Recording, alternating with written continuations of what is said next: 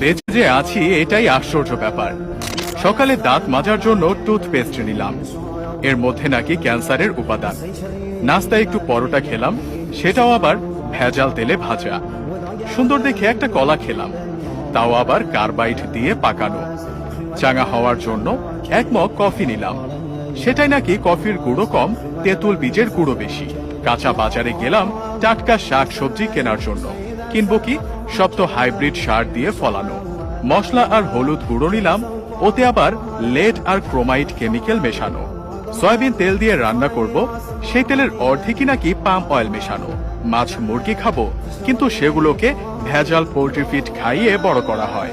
গরমের দিনে একটু তরমুজ খেতে মন চাইলো, সেটা নাকি পটাশিয়াম পারম্যাঙ্গানেট দিয়ে লাল করা।